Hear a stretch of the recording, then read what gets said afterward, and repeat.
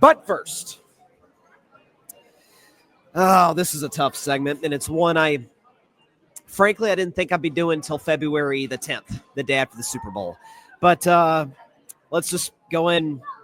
Let's go and get out of the way. Dan Campbell, what did your Detroit Lions not do? Kneecap.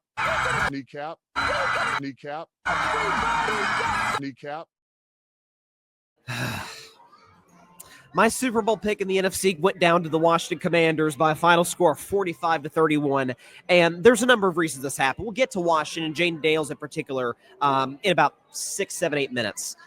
On the Detroit side, you can talk about the defense, but we knew going in that the defense would be a problem. Aaron Glenn, who just got the job at the New York Jets, which I think is a great hire for a franchise that has made a living on a lot of bad decisions. Jets made a good one today in hiring Aaron Glenn, who I've sung his praises for years on Carving It Up Live. So congratulations to him. Very happy for him. But we knew the defense was bad because, I don't know, they were down to third stringers. Eventually, they say next man up in football. Eventually, you run out of guys to bring up, right? So we knew Detroit's defense was bad. We knew they were going to have to win, shootouts in order to make a deep playoff run.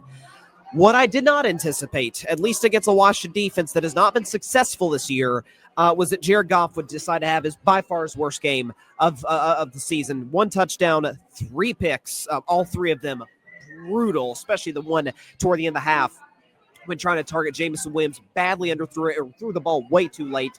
Jared Goff at a QBR of 41. I'm not sure I got that high, 0 to 100. Passer rating of 59.7.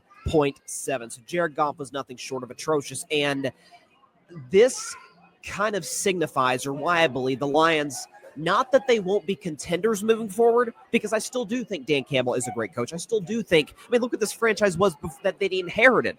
But I think this was their greatest opportunity. Last year, when they had a 17-point lead in the NFC Championship game, and this year, 15-2, top seed in the NFC, home field going through Ford Field, this was their greatest opportunity to do it.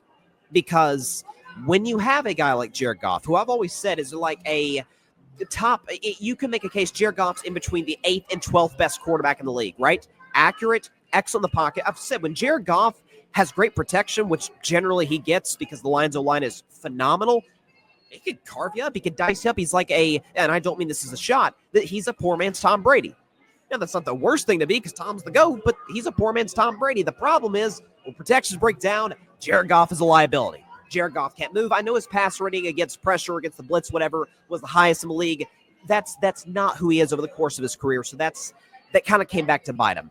So when Jared Goff isn't Mahomes, Josh Allen, Joe Burrow, Patrick Mahomes, Lamar Jackson, hey, Jayden Daniels, or even some of the up-and-comers like a C.J. Stroud who is hoping to get to that level of quarterback, you're going to have to put the pieces around him and give him elite play calling. Now his elite defensive coordinator is gone. Now the guy who helped revitalize his career, Ben Johnson, he's gone. He's the head coach of the Chicago Bears, working with Caleb Williams. And listen, the weapons of Detroit are still going to be there. You're still going to have Amon-Ra St. Brown, Jameson Williams, if he doesn't get suspended again. You're still going to have Laporta and Jahmyr Gibbs, the offensive line. So it's not like Detroit is going to go into the gutter and win 6 games next year. I don't think they're going to have the season in 2025 that the Niners had this year because there was a number of factors playing into San Francisco that I don't think will play factor with Detroit. But it does beg the question, and this is where Ben Johnson has to get some heat here. Because Goff was awful. All of his picks, all of his turnovers, of which I believe he had 4 in this game, were just atrocious. I thought Ben Johnson, and over the course of the year, I didn't hit on it as much as I should have, and that's my bad. But using these intricate, albeit remarkably clever trick plays in 40-plus point blowouts against the Jaguars, and when you're smoking the Bears at Soldier Field, and maybe that was like I theorized that was like a tryout for Chicago, like, hey, please hire me. Until it appeared, at least from the naked eye, the last trick play we got in the book is for Jameson Williams, down 10 in the 4th quarter, to be throwing passes down the sideline, and Jameson Williams threw a pick in this game. I just think it's Detroit, I thought, was the best roster in the league this season, followed pretty darn closely by Philadelphia. We'll get to them later in the show. But similar to Philadelphia, the quarterback was not necessarily the driving force. I mean, if you ask anybody who picked the Lions to win the NFC Championship game, win the Super Bowl even, I thought they were going to the Super Bowl before the season. I've been a Lions believer since the 2023 draft when they aced yet another one. My thing was, okay, if you ask any Lions fan or people, person like myself who's picking the Lions to go deep in the playoffs, what's the number one reason? If you pulled 100 people, and people know I'm not a fan of polls. Point is, if you pulled 100 people, number one reason the Lions are going to go to the Super Bowl this year, how many of them are saying Jared Goff? How many? 6? Maybe Jared Goff's family potentially, if you happen to run into them, would say Jared Goff. No, it was culture. It was grit. It was toughness. It was the O-line, the run game, the weapons, Ben Johnson. Jared Goff's a part of that. Jared Goff was a key cog in getting them there. And I'm in no way implying the Lions should move off Jared Goff. What I'm saying, though, is there was a reason that Sean McVay moved on from Jared Goff. Now, the Rams and Lions both eliminated in the same round this year, but the Rams got a ring to show for it, for that trade. And I've often called the most mutually beneficial trade in NFL history. Yes, because it resurrected the Lions from a dead, no good, irrelevant franchise into, holy crap, they're the 1 seed and could win the Super Bowl this year. But the Rams still do have the championship and by definition have won the trade. The Lions may have sustained excellence for longer, but give me one great Super Bowl year as opposed to 10 good to really good seasons. Trust me, I'm a Steelers fan. I know a little something about that as of late. And so, listen, you give credit to Washington, and that's who we need to shift to secondly. So you've heard it said over the last few days, since this game against Detroit, even before the game against Detroit, Jayden Daniels has had the greatest rookie season in NFL history. And it's hard to argue that point because the second overall pick out of LSU, who, by the way, against Detroit, had a passer rating of 122 and a QBR of almost 92, was nothing short of fantastic. I think what we're not talking about enough with Daniels, because we talk about great rookie seasons, we think about, I'd say the greatest rookie quarterback season I've seen the most recently, at least, would be Justin Herbert in 2020 when he broke just about every rookie record there was, but the Chargers won 7 games that year. Dak Prescott in 2016 was remarkable, but it helped that he had Ezekiel Elliott and an amazing offensive line. That helped. Okay, you think about Andrew Luck. Now, Andrew Luck is a little bit similar to Jayden Daniels in that Luck's roster was worse than Jayden's, but I mean, the Washington's roster, and that's where I really want to hit on. It's fine. Terry McLaurin is special, man. Brian Robinson is a good running back. And there are other weapons they've got in Washington. They're good players. Not special, but they're good players. And Zach Ertz, good. That Jayden Daniels elevates. And that, to me, is the mark of any great quarterback. I mean, like, we're talking top 5 level, like elite. No one even argues it.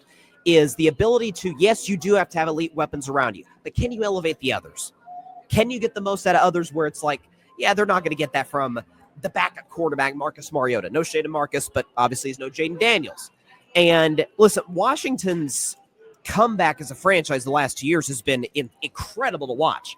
I mean, ever since Snyder sold the team, you get Josh Harris and Magic Johnson, who have done an amazing job in their brief stint thus far as the owners of the team. Then you bring in obviously an excellent GM. You bring in an excellent coach, Dan Quinn, who then brings in a coordinator, Cliff Kingsbury. Cliff Kingsbury, not a great coach. He's an excellent play caller, excellent coordinator. And then you draft this kid out of LSU who just, it's funny. Something about LSU quarterbacks who win the Heisman. I mean, Joe Burrow was kind of average his first year LSU, had to transfer from Ohio State because he couldn't beat out JT Barrett. And then we see what Joe Burrow is now. Right, a Heisman winner, Super Bowl participant a few years ago with a not very good Cincinnati team, and is widely regarded as one of the 3 or 4 best in the game. And Jayden Daniels, similarly, what was it, 10 touchdowns, 10 picks or 11 picks, something like that, his last year at Arizona State before he transferred to LSU? The growth, the maturation process, you give Jayden a ton of credit. And what I think is, and my guy Barry Grant Jr., shout out to Barry, host of the All Even podcast, please subscribe to his show, has pointed out, I think he makes a great point, is the poise, the composure, nothing looks too big for this kid. And you see it, Washington winning multiple games via comeback. I think Jayden, was it like 5 touchdowns or something that he threw in the final 30 seconds of games this year in order to win it. Like the kid, the moment's not too big for him. Maybe some of that's because he transferred. Like that's often a trend you see with the top quarterbacks. Like just think about each and every one of them. Patrick Mahomes, Texas Tech is kind of known for putting up a lot of points. They're like cotton candy. Tastes good, fun. There's really not a lot of substance there. Patrick Mahomes had to deal with those slights, becomes a great. Josh Allen, was he a no-star recruit coming out of high school, goes to Wyoming? What? Nothing against Wyoming at all, but superstar quarterbacks don't just come from Wyoming, and you see what he is. Joe Burrow had to transfer. Lamar Jackson was slighted heavily coming out of Louisville. And now Jayden Daniels, who had to transfer, who had to go through those growing pains. And it's the Peyton Manning route, and that's my guy. I'm wearing my Tennessee hoodie today. Tennessee hoodie today. Love me some Peyton Manning. That's usually not how it works for the all-time greats.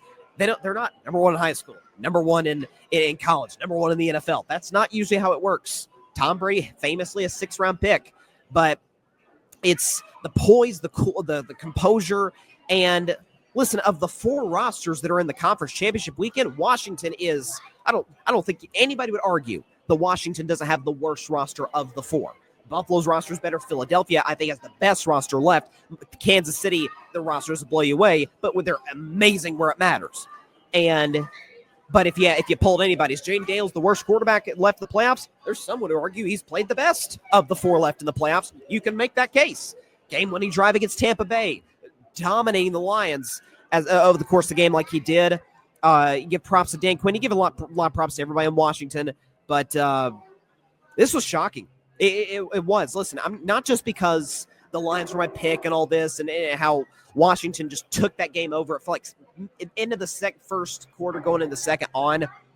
But the way Jared Goff came apart, it goes to show you, I keep saying this over and over, and I have since the 2021 season. I'm going to continue to. It's a quarterbacks league. And boy, Washington, Detroit, was the gap not massive in that game. Thanks so much for watching the show on YouTube, and be sure to go click that big red subscribe button and check out the other clips and full shows from Carving It Up Live, as well as our other incredible content creators here on the Grid Network.